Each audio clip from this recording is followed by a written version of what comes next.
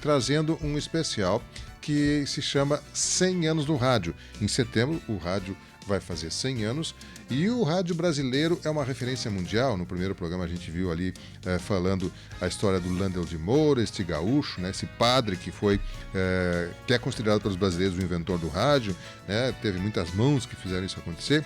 No programa segundo nós tivemos as rádios lá de Pernambuco, né, que começaram a trazer o rádio no Brasil. Pernambuco foi um dos principais pontos iniciais do rádio brasileiro. Agora nós temos o programa 3. Vamos então a esse programa nessa parceria com a Rádio MEC, trazendo 100 anos do rádio. 100 anos de rádio no Brasil. Exposição do Centenário da Independência.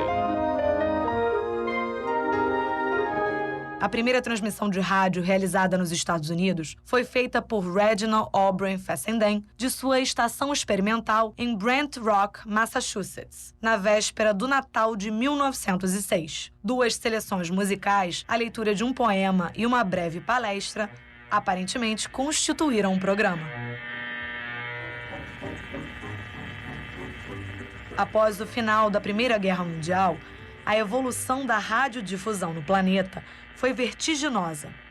A multiplicação da atividade dos radioamadores ampliou a demanda por aparelhos receptores que pudessem ser operados também por leigos.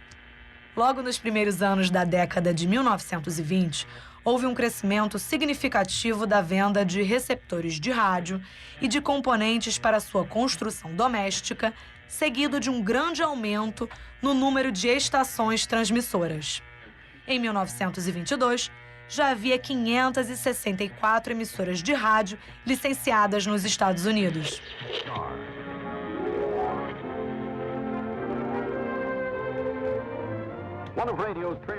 No Brasil, em 1922, a exposição do Centenário da Independência pretendia ser um marco da modernização da cidade do Rio de Janeiro e do país.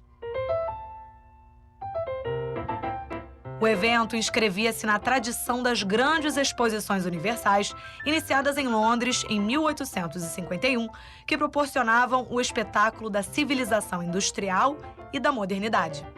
Além disso, esses encontros funcionavam também como grandes feiras de negócios.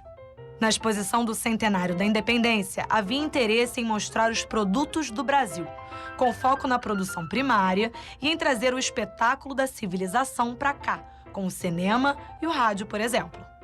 Luiz Arthur Ferrareto, professor e pesquisador de rádio.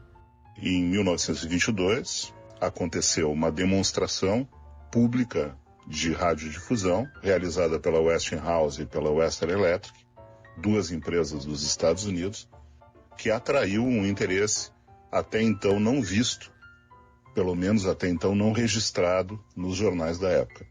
Na realidade, o que a gente tem é uma demonstração de equipamentos, talvez mal sucedida, né, porque eles queriam vender esses equipamentos para a radiotelefonia e para a radiocomunicação, não para a rádio, como mais tarde vai se compreender essa palavra. Então, é mal sucedida porque eles não conseguem vender esses equipamentos para o cliente que eles estavam visando, que era o governo brasileiro.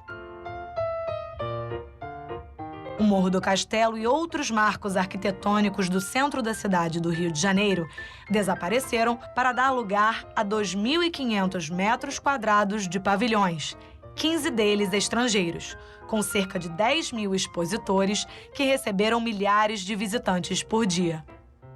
Edgar Roquette Pinto, médico, escritor e antropólogo, considerado o pai da radiodifusão no Brasil. A verdade é que durante a exposição do Centenário da Independência, em 1922, muito pouca gente se interessou pelas demonstrações experimentais de radiotelefonia então realizadas pelas companhias norte-americanas Westinghouse na estação do Corcovado e Western Electric na Praia Vermelha. Muito pouca gente se interessou. Creio que a causa principal desse desinteresse foram os alto-falantes instalados na exposição, ouvindo discursos e música reproduzidos no meio de um barulho infernal, tudo rofenho, distorcido, arranhando os ouvidos. Era uma curiosidade, sem maiores consequências. A exposição do centenário da independência do Brasil foi inaugurada no dia 7 de setembro de 1922, data em que houve também a primeira transmissão de rádio feita a partir das estações transmissoras instaladas na cidade do Rio de Janeiro, então capital federal. Renato Mursi, radialista. Eu assisti a tudo que se passou no rádio, de bom e de mal, desde a primeira experiência de rádio que foi feita no Brasil em 7 de setembro de 1922, quando se comemorava o centenário da independência.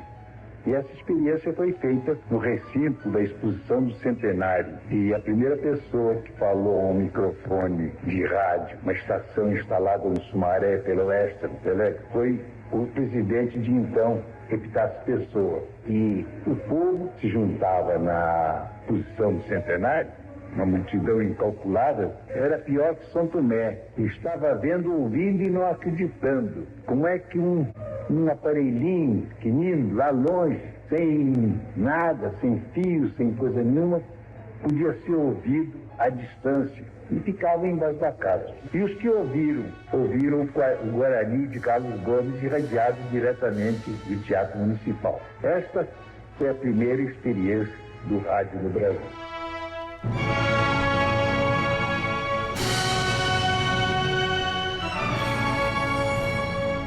O discurso do presidente Epitácio Pessoa, proferido na Praça 15, e a exibição da ópera de Carlos Gomes no Teatro Municipal na Cinelândia chamaram a atenção dos cariocas que tiveram acesso aos 80 receptores adquiridos para testemunhar aquela invenção que em pouco tempo mudaria completamente os hábitos da cidade e, em seguida, do país.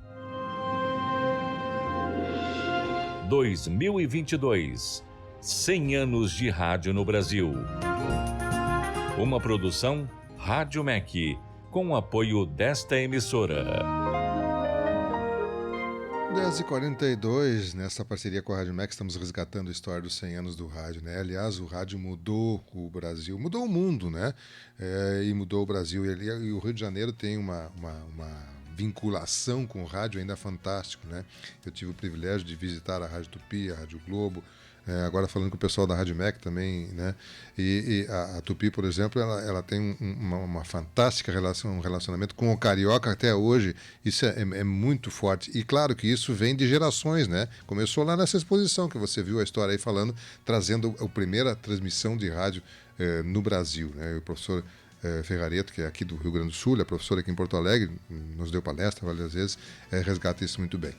Bom, a gente vai prosseguir com essa parceria, todas as edições de Variedades estaremos trazendo um pouco da história dos 100 anos do rádio, que completa nesse mês de setembro, a gente estará comemorando junto com você também. Vamos ao intervalo comercial, ainda temos muita informação para você, né? Nós